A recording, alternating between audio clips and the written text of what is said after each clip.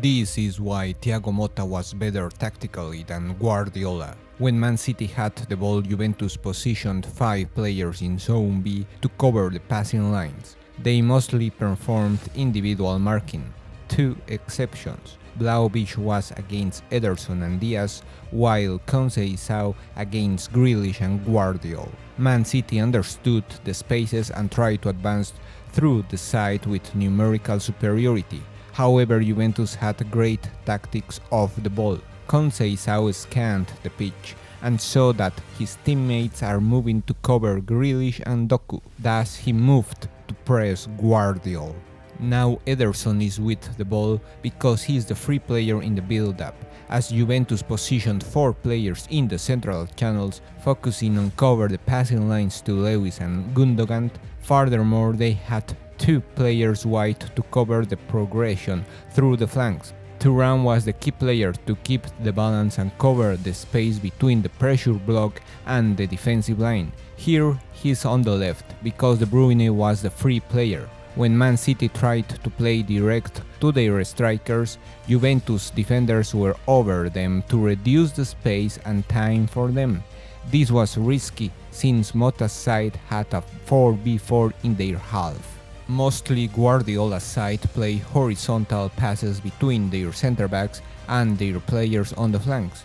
This was forced by Juventus because they structured the defensive phase to nullify the passes to the sides and pressed aggressively to Gundogan or Lewis, avoiding them to play forward. Now Man City found a pass on the sides. Juventus tried to create numerical superiority with both center-backs positioned close to Erling Haaland and Locatelli playing a crucial role to cover the open space. Silva surpassed the numerical superiority and one center-back stepped out of position to cover him, while Locatelli joined the defensive line to cover the possible cross. Also, Locatelli was important when the opponent had the ball on the sides, as he was clever to be in the right position to cover the spaces that the center-backs left and avoid Haaland to head the ball.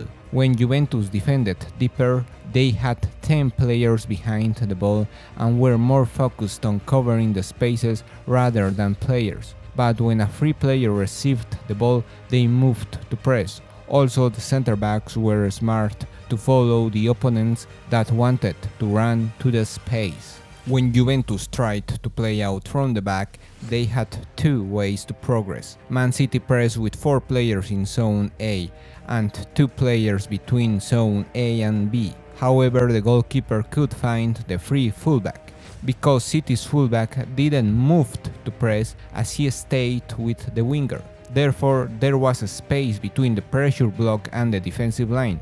Juventus reached the final third easily, and many times they crossed the ball as Vlahovic had one teammate close to him. The second way to build up was when the opponent didn't press aggressively with 2 players in Zone A, and their midfielders close to this zone, leaving space behind them. Thus, one player from Zone C dropped back to create a passing line and played fast to the side to avoid the pressure. In order to connect the defense with the attack, Juventus created 4 scales, as we've seen in the last video with Tactical Camera, in which we explore Juventus tactics. In this game, Danilo moved from the second scale to the third scale to receive with space and progressed through the sides. When Motta's side tried to play direct, they didn't create the 4 scales. Instead, they tried to have wide players to run to the space and win the duel to the opponent's fullback. Another crucial phase was the offensive transitions. One midfielder was in charge to create the passing line behind the first line of pressure. With his first touch, he moved to the space and broke the pressure, while Vlahovic ran to the half space between the fullback and center-back. This video is brought to you by Metrica Sports, the fundamental tool for every coach and analyst. Create and manage all your video analysis in one platform. Use coupon NAZIRZELADA at checkout for a 10% discount. In the second half, Juventus was still compact between their defense and attackers, forcing City to lose the ball. Thanks to this, Man City didn't have a fluid attack and Juventus could recover the ball and start the offensive transitions. Gatti played to the side and moved close to Vlahovic to wait for the cross. After his shot, Juventus kept attacking and Vlahovic moved to the far post as Lewis was out of position and he could win the duel to Guardiola. The second goal also started in their half. Danilo recovered the ball and waited for the run of McKennie, who occupied the free space and played wide.